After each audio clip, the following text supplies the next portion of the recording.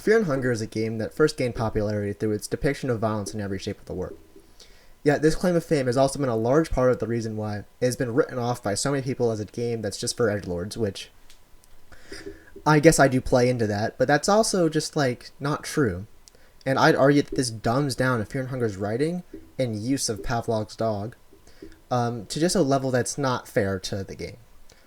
While I can agree that there are some instances of sexual assault within the game that are inherently not cool and are genuinely just a little too much, a vast majority of them is like really important for the game's atmosphere and just the story that the game is trying to tell.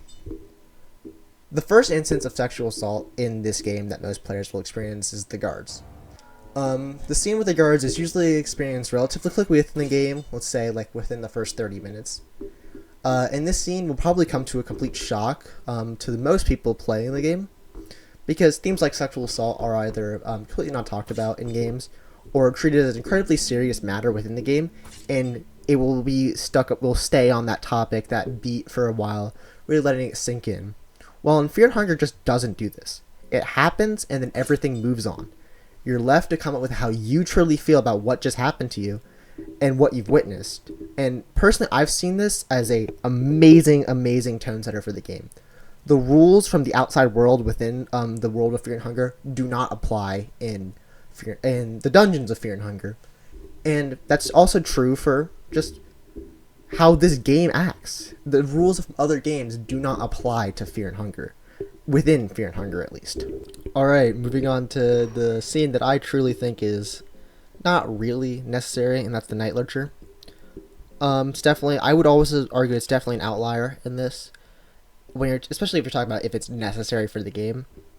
The scene with the Night Lurcher occurs after you fail a coin flip, and you're moved into the overworld, and you will be sexually assaulted if the Night Lurcher catches you. This is definitely similar to what I will come up next, which is my favorite heavy quotation marks there, scene of sexual assault in Fear and Hunger. Despite how horrible they are, this scene is the only one that I see as not particularly needed within this game. Okay, now we're on to the Harvestman, and holy god, this one freaks me the fuck out. Like, generally, it's one of the characters that I always feel uncomfortable with fighting. The fact that he kidnaps a little girl freaks me out even more, and is generally one of my favorite character designs in the entire game because of this.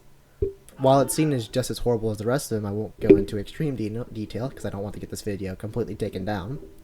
But its scene really does heighten the creepiness and makes you wonder what would have really happened to the little girl if you just left her here, or just left her in the cage in general. Overall, I would argue that I'm kind of on the fence. If you want to remove this scene, I can completely understand that opinion.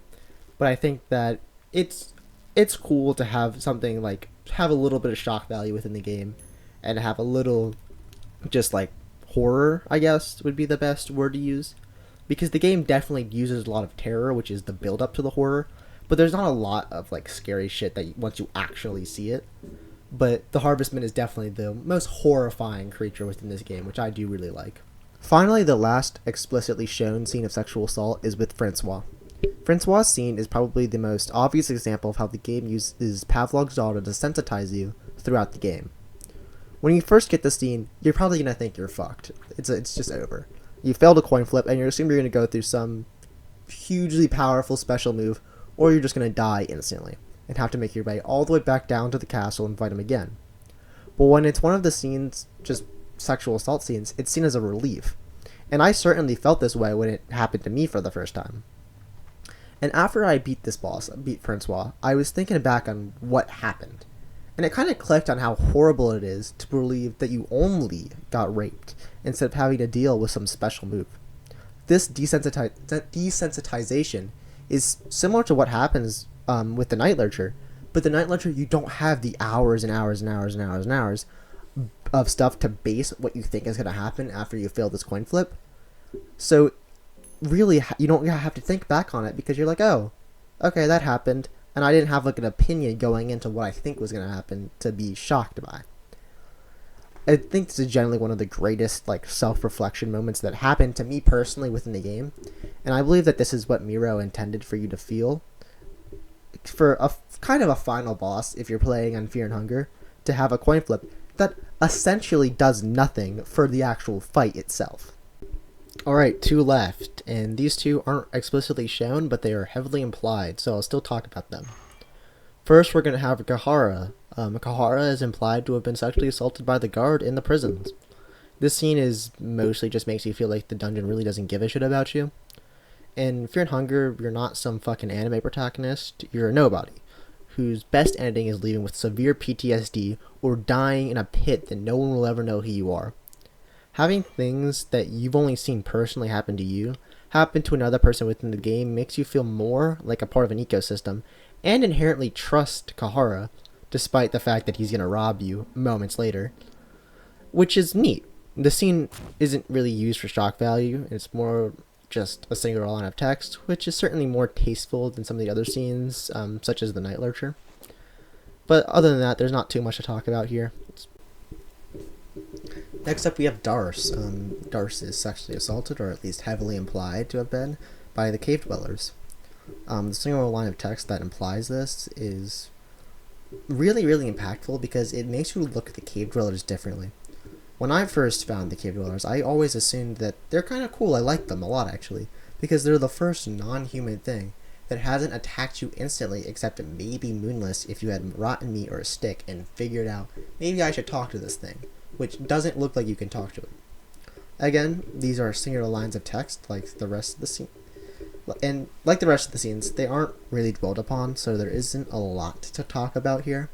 But I think they are a really good part of the game's world building and building the atmosphere that Miro really likes to do in his games.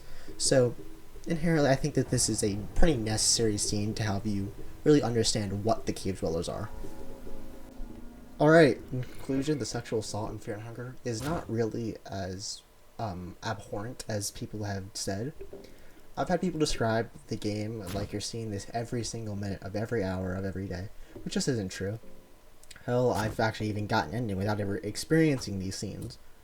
While most of them do have elements of shock value with the Harvestman and the Night Lurcher, they aren't just as mashed into the game as you might think, and there is important narrative elements, especially with Francois and the Guard, which shows their lack of humanity and how they've been completely corrupted, as they were originally not bad people, and they're now trying to take away a part of your humanity as well, is a really, really cool concept that really helps the game's already amazing atmosphere.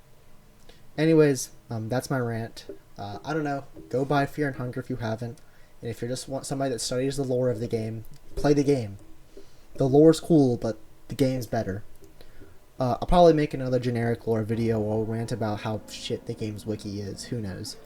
Anyways, adios amigos, hope you enjoy my exactly 8-minute video that I don't get paid for.